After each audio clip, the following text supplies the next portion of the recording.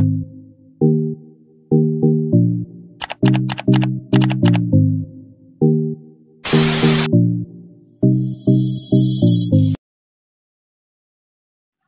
Students, welcome to physics trivia. आज जो हम पढ़ने वाले हैं वो मोनोस्टेबल मल्टी वाइब्रेटर है। इसकी मेन चीज़ हम इसमें पढ़ेंगे वर्किंग, प्लस इसका प्रैक्टिकल जो है वो करेंगे इसमें इसी वीडियो के अंदर। तो सबसे पहले वर्किंग के लिए हमें जानना होगा कि इसके बेसिक कंपोनेंट क्या क्या है। 2 ट्रांजिस्टर Q1 और Q2, 4 register R1, R2, R3 and R4। R1 क्या है? R1 है कलेक्टर एमिटर जंक्शन का जो है लोड रजिस्टर है। और इसमें R4 क्या है कि ये Q2 के कलेक्टर एमिटर जंक्शन का लोड रजिस्टर है। और ये हमारे पास जो R2 है ये चार्जिंग रजिस्टर है किसका? कैपेसिटर इसका। तो ये RC पेयर है। दरअसल हमारे पास एक पेयर होता है जो RC जो इसी रजिस्टर के ज़रिए चार्ज होगा। और R3 क्या है कि इसका बाइसिंग रजिस्टर है, बेस बाइसिंग। ठीक है, ये हम 1 किलो ओम का यूज़ करते हैं। ठीक है, ये जो है इसके मुकाबले में बहुत ज़्यादा इसके वैल्यू होती है। आमतौर पर हम 33 के ले लेते हैं। और इस रजिस्टर की वैल्यू होगी हमारे पास 1 किलो ओम, इसकी भी 1 किलो ओम। तो ये सबसे सिंपलेस्ट सर्किट डायग्राम है मोनोस्टेबल मल्टी वाइब्रेटर की। तो मोनोस्टेबल मल्टी वाइब्रेटर ये होता है कि इसमें आपकी एक स्टेट जो है वो स्टेबल होगी, लेकिन दूसरी स्टेट अनस्टेबल होगी। तो अब इसकी वर्किंग देखते हैं। फर्ज करें यहाँ पे हमने प्लस VC दे दिया और यहाँ पे इन दोनों में से कोई एक ट्रांजिस्टर क्या है कि सैचुरेट हो जाएगा। अब कौन सा ट्रांजिस्टर सैचुरेट होगा वो जो है डिपेंड करेगा कि किसकी रेजिस्टेंस ज़्यादा है और किसकी कम है। जिसकी रेजिस्टेंस कम है ज़ाहिर है वही पहले कि क्या है कि इसमें चला जाएगा सैचुरेशन में। फर्ज करें ये क्या है कि हमारे पास सैचुरेशन में चला गया है। ठीक है, जब ये सैचुरेशन चला गया तो ये क्या है कट ऑफ में चला जाएगा। तो ये कट ऑफ में इसलिए है कि यहाँ पे क्योंकि ये सैचुरेशन में चला गया था। जब ये सैचुरेशन में चला गया तो यहाँ पे पोटेंशियल जो है वो ड्रॉप हो जाएगा और यहाँ पे क्या हो जाएगा? 0। ठीक है, मतलब यहाँ पे ये ग्राउंड बन जाएगा, तो यहाँ पे पोटेंशियल 0। तो यही पोटेंशियल क्या है कि इसकी बेस पे जाता है, इसकी बेस पे जाता है तो इसको कलेक्टर एमिटर जंक्शन की जो रेजिस्टेंस है, ठीक है, वो बढ़ा देगा, उसको फॉरवर्ड बाइस नहीं कर पाएगा, जिसकी वजह से ये कट ऑफ पे चला जाएगा। अब जब ये कट ऑफ पे चला जाएगा तो इसकी बेस पे 1 आ जाएगा, सॉरी कलेक्टर पे। तो यहाँ पे क्या है कि पोटेंशियल ज़्यादा हो जाएगा, हाई पोटेंशियल होगा, जिसे हम 1 से डिनोट करेंगे। तो क्योंकि हाई स्टेट 1 से डिनोट होती है और लो स्टेट क्या है 0 से, इसीलिए हम 0 और 1 का बाइनरी सिस्टम यूज़ कर रहे हैं। तो यहाँ पे जब 1 आ गया तो यही 1 क्या है कि इसके कैपेसिटर पे रहेगा। इसी तरह इसके ज़रिए भी इधर 1 हो रहा है, तो मतलब कैपेसिटर पे दोनों टर्मिनल्स के क्या है कि पोटेंशियल बराबर है। जब बराबर पोटेंशियल हो किसी भी कंपोनेंट में तो वो ना क्या है कि चार्ज होगा ना डिस्चार्ज होगा। तो इसमें हम इंट्रोड्यूस करवाते हैं एक ट्रिगर। तो अभी जो स्टेट चल रही है, ठीक है, उसमें क्या है कि यहाँ पे 1 है, यहाँ पे 0 है। तो चाहे हम A पॉइंट पे देखें चाहे B पॉइंट पे देखें, अगर इस पे 1 है तो 1 ही रहेगा, इस पे 0 है तो वो 0 ही रहेगा। तो ये वाली जो स्टेट है ये स्टेट है स्टेबल स्टेट। तो क्योंकि ये मोनोस्टेबल है तो इसीलिए इसमें एक ही स्टेट स्टेबल है और ये अभी वाली जो स्टेट है वो स्टेबल है। जब यहाँ पे स्टेट स्टेबल रहती है तो इसमें हम एक इंट्रोड्यूस करवाते हैं ट्रिगर। ठीक है, ये ट्रिगर है।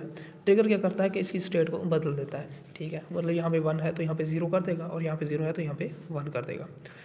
अब फर्ज करें ये ट्रिगर है, इसको हम क्या है कि पॉजिटिव पल्स भी दे सकते हैं, ठीक है, और नेगेटिव पल्स भी दे सकते हैं। अब फर्ज करें ये जो हमारे पास है बेस Q1 की, इस पे हम एक ट्रिगर अप्लाई कर लेते हैं। ठीक है, इसकी बेस पे अभी मतलब यहाँ पे 0 था, यहाँ पे 1 था, तो मतलब ये 0 यहाँ पे 1 आ रहा है। अगर इसको हमने सैचुरेशन में लेके जाना है, ठीक है, तो सैचुरेशन में ले जाने के लिए क्या करेंगे? यहाँ पे एक पल्स दे देंगे। वो पल्स क्या करेगी? इसके एमिटर बेस जंक्शन को फॉरवर्ड बाइस करेगी। एमिटर बेस जंक्शन को जैसे ही फॉरवर्ड बाइस करेगी तो ये थोड़ी देर के लिए सैचुरेशन में आ जाएगा, जब तक ये पल्स जारी रहेगी। तो ये बहुत ही कम सेकंड, नैनो सेकंड में काम हो सकता है। ठीक है, ट्रिगर वाला। तो जैसे ही ये सैचुरेशन में आएगा तो यहाँ पे क्या हो जाएगा? 0 डिवेलप हो जाएगा। तो जब यहाँ पे 0 डिवेलप होगा तो ये क्या है कि इसकी बेस पे यहाँ पे 0 आ जाएगा। क्या आ जाएगा? 0। तो जब यहाँ पे 0 आएगा तो ये इसके एमिटर बेस जंक्शन को क्या है फॉरवर्ड बेस बाइस नहीं कर पाएगा, तो इसकी रजिस्टर हाई हो जाएगी और ये किस में चला जाएगा, कट ऑफ में। जब ये कट ऑफ में चला जाएगा तो क्या होगा कि यहाँ पे पोटेंशियल डेवलप हो जाएगा और यहाँ पे क्या आ जाएगा 1, और यहाँ पे जो 1 था, ठीक है, क्योंकि अब ये सैचुरेशन में चला गया तो यहाँ पे क्या आ जाएगा 0। ठीक, अब ये स्टेट और क्या है कि बदल गई है इसकी स्टेट, जहाँ पे 1 था वहाँ पे 0 आ गया और जहाँ पे 0 था वहाँ पे 1 आ गया। तो क्या है कि अब ये स्टेट ज़्यादा देर तक टिकने वाली है नहीं, ठीक है, ये स्विच हो जाएगी। उसकी वजह ये है कि कैपेसिटर इस पे आया हुआ है अभी 0 और यहाँ पे क्या है 1 थ्रू दिस रजिस्टर, क्योंकि ये इसका चार्जिंग रजिस्टर है तो ये इसको चार्ज करेगा। अब जैसे ही ये चार्ज हुआ 0.7 वोल्ट तक, ये वाला कैपेसिटर, ज़ाहिर है इससे ज़्यादा भी चार्ज होगा, तो जैसे ये मिनिमम वैल्यू जो है 0.7 है, वो क्या है कि इसकी बेस पे ट्रांसफ़र हो जाएगी। जब इसकी बेस पे 0.7 ट्रांसफ़र होगा तो इसको क्या कर देगा, इसकी बेस पे 1 अप्लाई कर देगा। अच्छा, जब यहाँ पे 1 अप्लाई किया तो क्या हुआ कि ये इसके एमिटर बेस जंक्शन को फॉरवर्ड वाइज कर देगा। जैसे ही इसके एमिटर बेस जंक्शन को फॉरवर्ड वाइज किया तो सैचुरेशन में आ जाएगा। सैचुरेशन में जैसे ही आना करंट फ्लो कर गया। जब करंट फ्लो कर गया तो यहाँ पे क्या आ गया 0, ठीक है, फिर से इस पर 0 आ गया। हमने इस बार कोई ट्रिगर नहीं अप्लाई किया, ये 1 से 0 जो है ये खुद ही आया है, ठीक है, किसके RC पेयर चार्जिंग पेयर की वजह से। तो जब यहाँ पे 0 आ गया तो ये 0 इसकी बेस पे चला जाएगा। अब जब ये 0 इसकी बेस पे जाएगा तो क्या है कि इसको कट ऑफ में लेकर आ जाएगा। जैसे ही ये कट ऑफ में आ गया तो यहाँ पे पोटेंशियल डेवलप हो जाएगा और यहाँ पे क्या आ जाएगा 1, और ये 1 कैसे हमारे पास शो होगा, सर्किट में 1 आ गया है, यानी इसको हम CRO से ऑब्जर्व कर सकते हैं इसकी वेव को, या दूसरा मेथड है यहाँ पे कोई हम लोड रजिस्टर लगा दें, LED लगा लें, तो ये इंडिकेट करेगा कि इसकी आउटपुट क्या है। तो जैसे ही मतलब यहाँ पे 1 आता है तो क्या है करंट इसमें से फ्लो नहीं करेगा, क्योंकि कट ऑफ में चला गया, तो मतलब यहाँ पे 1 आ गया, वही 1 क्या है कि LED पे चला जाएगा और इसको ऑन कर देगा, तो ये इल्यूमिनेट हो जाएगी। ये सिर्फ साइन है, यहाँ पे ये इल्यूमिनेट हुई है, ये नहीं हुई, ये LED का साइन होता है। तो ये था इसका कंसेप्ट मोनोस्टेबल मल्टी वाइब्रेटर का। अब इसकी आउटपुट देखते हैं।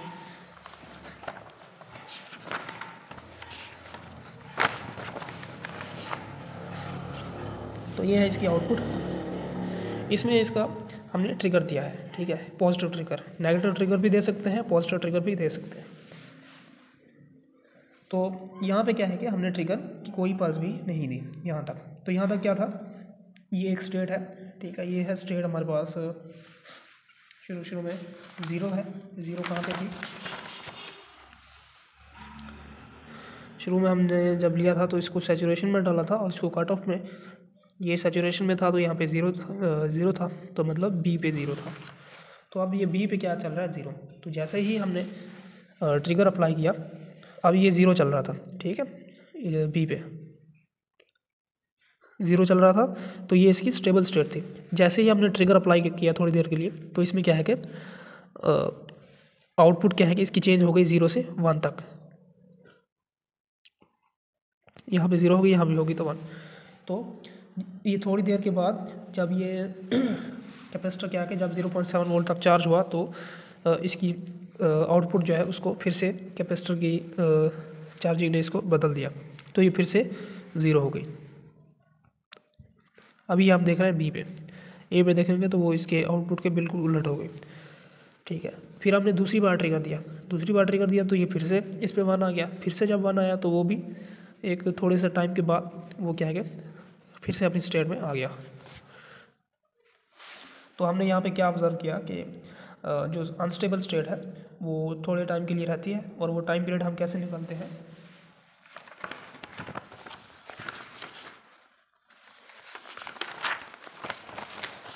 इस फार्मूले से 0.69 RC। वैसे टाइम का फार्मूला क्या होता है किसी भी RC पेयर के लिए, वो ये है, क्योंकि हमारे पास जो ट्रांजिस्टर का एमिटर बेस जंक्शन है उसके लिए 0.7 वोल्ट चाहिए होते हैं, प्रिसाइजली 0.69, तो इसीलिए ये इसका ये फार्मूला है टाइम पीरियड का। तो इसीलिए क्या है कि time period is equal to 0.69 RC।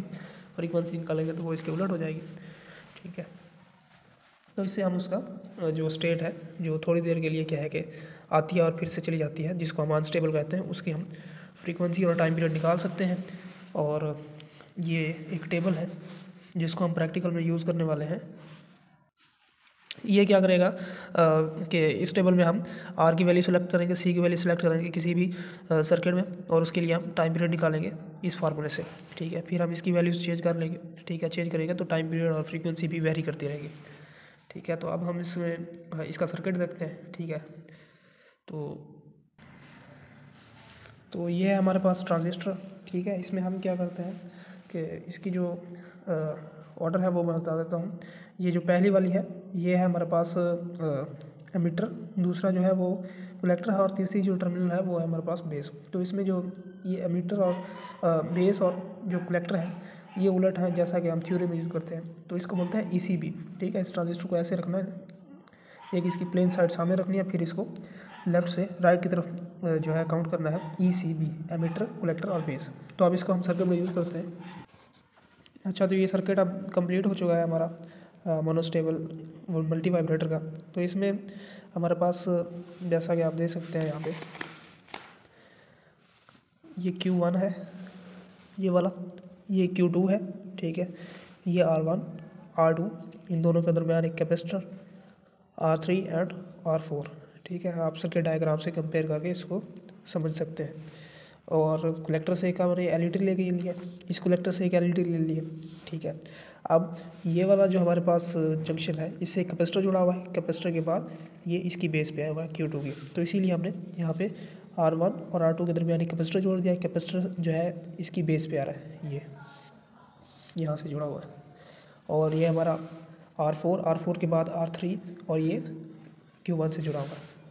तो ये हमारा R4 के बाद ये मैंने यहाँ से ये जंक्शन नहीं उठाया बल्कि यहाँ से ले लिया और ये इसकी बेस पे चला गया।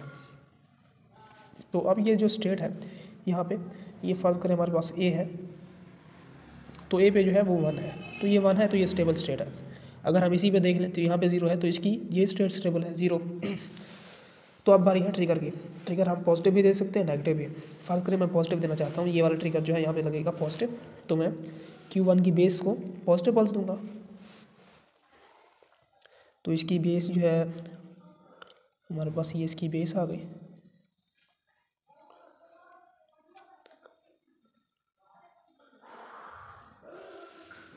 बेस को हम दे देंगे 1। तो यहाँ पे मैंने हाई पोटेंशियल रखा हुआ है। ठीक है, ये हाई पल्स कंसीडर होगी, और यहाँ पे इस लाइन में मैंने ग्राउंड किया हुआ इसको, तो ये 0 है। ठीक है, अगर मुझे नेगेटिव ट्रिगर देना होगा तो इसकी बेस से इसको नेगेटिव ट्रिगर दूंगा, अगर पॉजिटिव देना होगा तो इसी बेस को पॉजिटिव ट्रिगर दूंगा। आप देखें, ये जैसे ही मैंने यहाँ पे पॉजिटिव है, अब ये थोड़ी देर के लिए वो स्टेट जो है अनस्टेबल हो गई थी। ठीक है, फिर से ये स्टेबल हो गई। ठीक है, ये ट्रिगर जो है वो विद इन सेकंड देना पड़ता है, सेकंड के भी थोड़े हिस्से के लिए, फिर स्टेबल। अब ये देखें, ये अनस्टेबल होती है, फिर से स्टेबल स्टेट में चली जाएगी जैसे ही हम ट्रिगर देते हैं। इसी तरह अगर मैं नेगेटिव ट्रिगर देना चाहूँ तो इसकी बेस पे अब मैं नेगेटिव ट्रिगर दूंगा।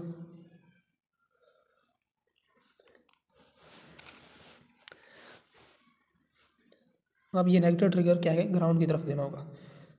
अब ये देखें, ये स्टेट स्विच हो रही है, थोड़ी देर के लिए अनस्टेबल होती है, फिर क्या है ये स्टेबल में चली जाती है।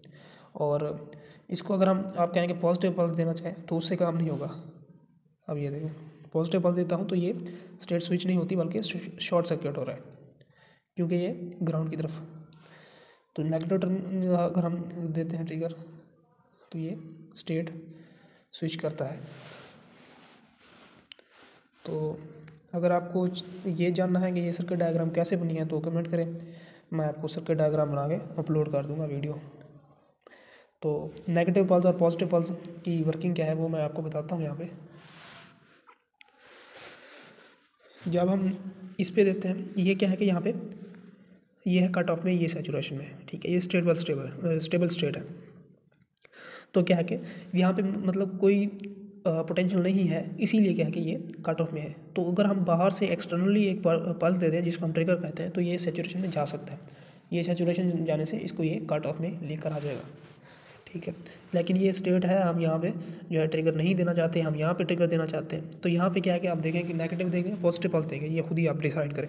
तो ये हम क्या करेंगे कि यहाँ पे ये है सैचुरेशन में, ये है कट ऑफ में, यहाँ पे पोटेंशियल है, यहाँ पे नहीं है। तो हम अगर किसी तरह से तरीके से यहाँ पे जो पोटेंशियल है जिसको हम 1 बोल रहे हैं, वो उसको अगर हम 0 कर दें तो क्या होगा कि ये कट ऑफ में चला जाएगा, इसकी वजह से ये सैचुरेशन में आ जाएगा।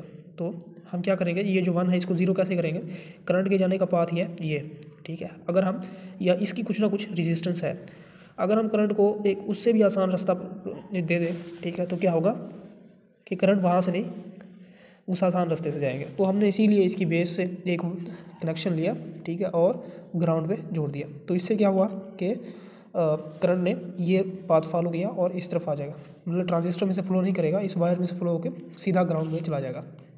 तो ये इस पर 0 आ जाएगा, इसकी बेस पे 0 आएगा। तो ये कट ऑफ में, कट ऑफ की वजह से यहाँ पर 1 आ जाएगा, 1 इसके बेस पे चला जाएगा, उसको सैचुरेशन में कर देगा। तो ये था आज का लेक्चर जिसमें हमने प्रैक्टिकल भी सीखा, और इसको आप क्या के जो रजिस्टर है और इस कैपेसिटर की वैल्यूज़ लेके आप इसका अनस्टेबल स्टेट का टाइम पीरियड भी मालूम कर सकते हैं। Thank you for watching the video.